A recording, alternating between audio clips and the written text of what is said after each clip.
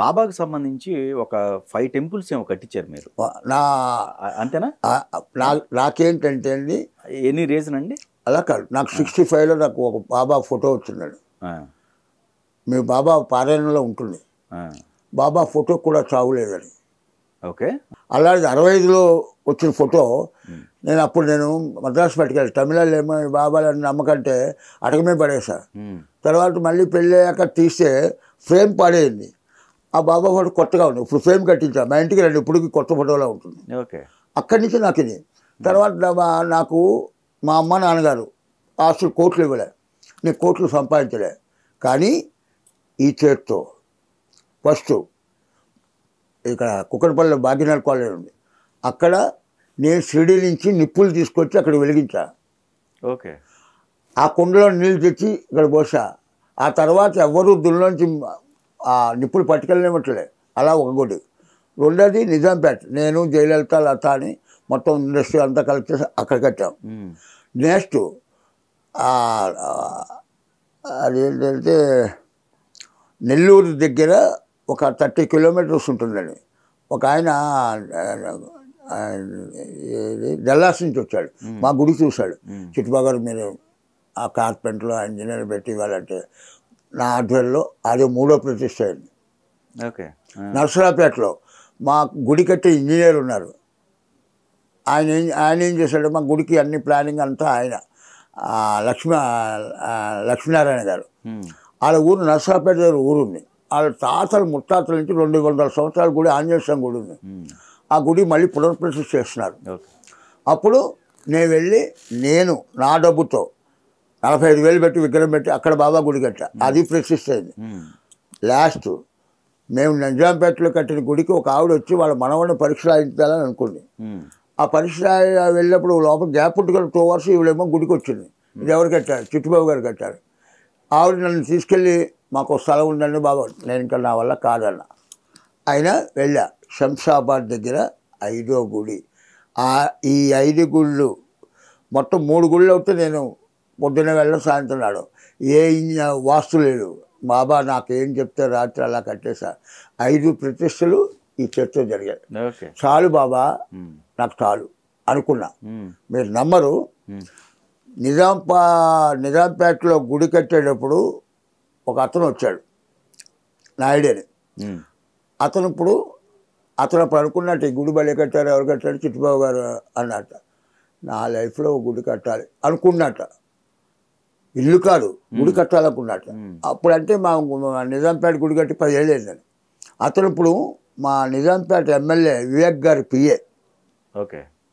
అతను last 1 year back, 1.5 year back రాజ్యంలో గుడి కట్టాడు.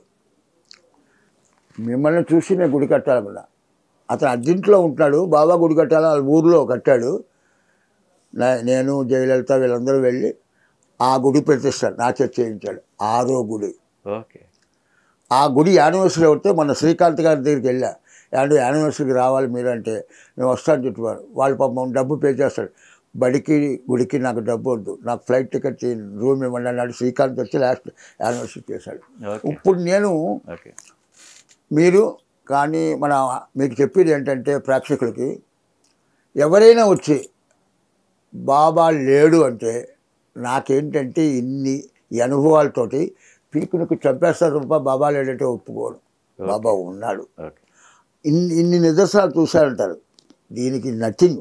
అన్ని నిదర్శనాలు చూశారు. ఇందాక చెప్పాను చూసారా, బాబా గురించి నన్ను సత్సంగం చేయమంటే రోజు కాదు, వారం కాదు, నెల కాదు, ఏడాది కాదు, ఎన్నైనా అలా కంటిన్యూగా నన్ను ఒక ప్రిపరేషన్ లేకుండా అనుభవాలు చెప్పుకుంటూ వెళ్ళిపోతే లేదండి, నాకు టైం సరిపోదు.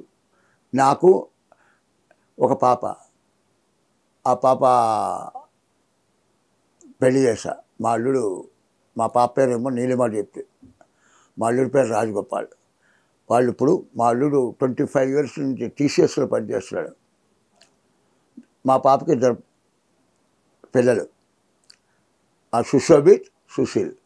ఆ సుశోభిత్ పెద్దాడు ఇంజనీరింగ్ అయిపోయింది, ఇప్పుడేమో MBA మాస్టర్ చేస్తున్నాడు. చిన్నాడేమో 10th అయి హై స్కూల్ కాలేజీకి వెళ్తున్నాడు. అలాగా నాకు బాబా ఏం కావాలో అన్నీ ఇచ్చాడండి. ఒకే కూతురు కదా, నా కొడుకులాంటి అల్లుడు కావాలి, కొడుకు కంటే ఎక్కువ మంచిలాంటి అల్లుడు ఇచ్చాడు, మనవల్ని ఇచ్చాడు. ఏమండి నేను ఇప్పుడు మా మిస్సెస్ పేరు శోభావాణి, మీ ఇద్దరు ఉన్నాం. మా పాప అదే. నేను అమెరికా ఎప్పుడు చూడాలనుకుంటే, నేను అమెరికాలో లేదండి 46 ప్రోగ్రాలు చేశాను. ప్రోగ్రాం నిమిత్తం 5 సార్లు వెళ్ళా, పాప విషయం 2 సార్లు వెళ్ళా.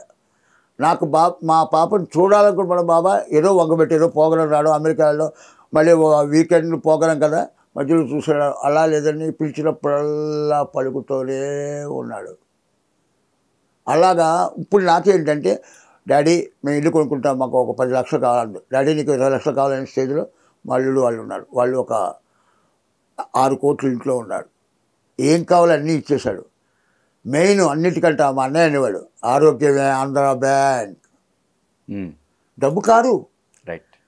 ఇవాళ నేను ఈ ఆరోగ్యంగా ఉన్నందుకు నేను ఇంకా మీరు నమ్మరు, వాకింగ్ చేయలే, ఆసనాలు వేయలే, డైటింగ్ చేయలే.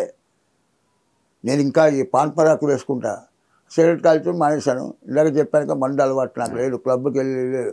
పొద్దున్నే కాఫీ తాగుతా, పేపర్ చదువుకుంటా, శుభ్రంగా హాయిగా భోజనం చేస్తా, పడుకుంటా, అలా జరుగుతుంది. ఇప్పుడు నేను మీ ఎదుట బాబా సాక్షిగా చెప్తున్నా, నేను పొద్దున్న లేస్తా, పేపర్ చదివి స్నానం చేసి ఒక అధ్యాయం చదువుకుంటా, భోజనం చేసి పడుకుంటా, సాయంత్రం లేస్తా. సరదాగా మా కాలనీలో సినిమా ఇండస్ట్రీ వాళ్ళు కాకుండా బయట కాలనీ నాకు ఫ్రెండ్స్ ఉన్నారు, మా చౌదరిని, వర్మని, ఇంకో సింగరాజుని, వీళ్ళందరూ కొంచెం కబుర్లు, సినిమా కబుర్లు అయితే వద్దు, ఇన్నాళ్ళు సినిమా గురించి మాట్లాడుకున్నాం. ఇప్పుడు సెపరేట్ సొసైటీ. ఇప్పుడు హ్యాపీగా నా కోరిక బాబా మీరు వచ్చేసి చెప్తున్నా, నేను రోజు పొద్దున లేవగానే రాత్రి పడుకునేప్పుడు ఒకటే కోరిక, బాబా నాకేం కావాలో నువ్వు అన్నీ ఇచ్చేసావు, ఈ 80వ ఏట కూడా మంచి ఆరోగ్యాన్ని ఇచ్చావు, కానీ ఒక్క కోరిక, అది ఏంటంటే ఎవరి చేతి చేయించుకోకుండా పడుకున్న పట్టుకెళ్ళిపో సాయిబాబా, సాయిరామ్ సాయిరామ్ అంట, ఇంకేంటి లైఫ్. నిజంగా మీకు ఇప్పుడు మన ఇద్దరం కూర్చుని ఎంతైందో టైం తెలియదు, ఏం అడిగారో తెలియదు, నేను ఏం చెప్తున్నానో తెలియలేదు. నిజంగా చెప్పాలంటే వీటన్నిటికి కూడా మా ఇంట్లో దండం పెట్టుకొచ్చా, బాబా నా ఆఖరి శ్వాస వరకు నువ్వు ప్రసాదించిన పిక్చర్లు, ప్రోగ్రాములు అన్నీ నువ్వే దగ్గరుండి చేయించు, నేను నిమిత్తం మాత్రమే అంట. అందుకునే లేదండి, మనం కూడా పొద్దున లేవగానే మంచం నుంచి అడుగు భూమి మీద పెట్టేటప్పుడు సర్వే జన సుఖినో భవంతు, నన్ను మంచి మార్గాన్ని నడిపించు అనుకుంటా. అందుకనే మీ ఎదుగుండా నేను ఏంటంటే దేవుళ్ళ వెంకటేశ్వరి, రాముల వారు, సుబ్బారావు, వెంకట్రావు, బాబురావు పేర్లు ఎలాగో దేవుళ్ళు అందరూ ఒకటే పవరు. అల్లాహ్ నమ్మి ముస్లిమ్స్ బాగులేరా, జీసస్ నమ్మి క్రిస్టియన్స్ బాగులేరా, మనం వెంకటేశ్వర బాబాని నమ్మి మామూలేరా, సబ్కా మాలికే ఖాయ్, ఒకటే దేవుడు. మీ దగ్గర చెప్పుకొని బాధపడిన సందర్భం అలాగని మనం లైఫ్లో లేదండి, ఒక 2-3 ఇన్సిడెంట్స్. మా అన్నయ్య వాళ్ళు ఫ్రాంక్గా చెప్పేస్తున్నా, నేను తాగను, నేను తాగుతూ ట్రబుల్ ఇస్తున్నారు అంటున్నారు. మునుపు ట్రబుల్ ఇచ్చిన మరి అప్పుడు వేషాలు వెళ్ళేదా, పర్లేదు రాజుబాబు ఒక 6 గంటలు ప్యాకప్ చేద్దాం అన్నాక అప్పుడు చెల్లింది. ఓకే. ఆ ప్రొడ్యూసర్లు, ఆ డైరెక్టర్లు మరి మనం తాగినప్పుడు రాజుబాబు యాక్ట్ చేసినప్పుడు అబ్బో ఏం చేస్తాడు తప్పులు కొట్టేవారుక. అలాగా సరే ఇప్పుడు నేనేమో ఇలా ముక్కులో వేలెట్టుకుంటున్నాను, అది ముక్కులో వేలెట్టుకుంటాడు, వేషాలు వేయకండి అంటే తప్పు కదా. సరే వెళ్ళి ముక్కులో వేలెట్టుకుంటాను, వేషాలు వేయట్లే, ముక్కులో వేలు పెట్టుకోకుండా నేను 5-6 నెలలు అండి ముక్కులో వేలు మానేసా. ముక్కులో వేలు పెట్టి వేలు తీసేయండి అని నేను నా సాయశక్తిలో ఒక తపస్సులా చేసి మానేసా. వేషాలు ఎవరు మరి అప్పుడు కోపం రాదా? వేషాలు ఇవ్వలేదని కాదు, వంక మీకు ముక్కులో వేలు పెట్టుకుని వంకతో మానేశారు అంటే నా టైం బాగుండు ముక్కులో బలి పెట్టుకుంటాడు తెలుసా, అది స్టైల్గా పెట్టుకుంటాడయా. అన్నారు టైం బాగున్నప్పుడు. టైం బాగున్నప్పుడు కరెక్ట్. అలాగా రాజుబాబు తాగుడు మానేసి 5 నెలలు కఠోర దీక్ష. ఆడు మాట గొప్ప. తను అయ్యప్ప మాల వేసుకున్నప్పుడు కొన్నాళ్ళు ముందర బాగానే ఉంది. తర్వాత ఓ మాట మాల వేసుకున్నాం తాగాడని అసలు ఆ పాత వేసుకుని అన్నీ పోయా.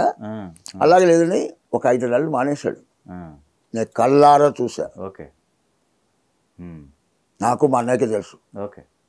తర్వాత మా ఇంటికి వచ్చి మా అన్నయ్య మా వదినతో బాధపడ్డాడు. అలాగే 5 నెలలు మానేస్తే ఒకళ్ళ ఇంట్లో పుట్టినరోజు, ఒక పెద్ద డైరెక్టర్ ఇంట్లో అందరూ జనం వస్తారు కదా. ఆ డైరెక్టర్ ఫోకస్ పెట్టి అందరూ వస్తారు. అందరూ రకరకాలుగా గిఫ్ట్లు తెస్తారు, దండలు తెస్తారు, అన్నీ చేస్తారు. అన్నయ్య ఒక గిఫ్ట్ పెట్టుకుని గేట్లో ఎంటర్ అవుతుంటే ఆడొస్తున్నాడు జాగ్రత్త, తాగి వస్తున్నాడు జాగ్రత్త అన్నాడు. తాగకుండా వెళ్తే తాగి వస్తున్నాడని అంటే అది మా అన్నయ్య చెవిలో పడితే ఎలా ఉంటుంది అసలు? అమ్మా మీ అందరి కోసం నా సరదాని నా బాధని మింగుకోవడం తాగుడు మానేసి వస్తే తాగకుండా వెళ్తే తాగండి అంటున్నారే. అమ్మాయి వీళ్ళ కోసం మానక్కర్లే. చూసావా అమ్మలు ఇలా చేస్తే ఇలా వెళ్తే ఎంత మంచిగా ఉన్నా నీకు తెలుసు కదా, పోనీ నీకు తెలుసు కదా, ఎలా తిట్టి నీకు తెలుసు కదా, ఎంత బాధ చేస్తుంది చెప్పండి. మనం అదే దొంగతనం చేయకుండా దొంగ అంటే అప్పుడు ఆడు ఏమవుతుంది? చచ్చేనే చచ్చిపోతాడు, లేకపోతే దొంగతనం చేయని వాడు కూడా దొంగతనం చేస్తాడు.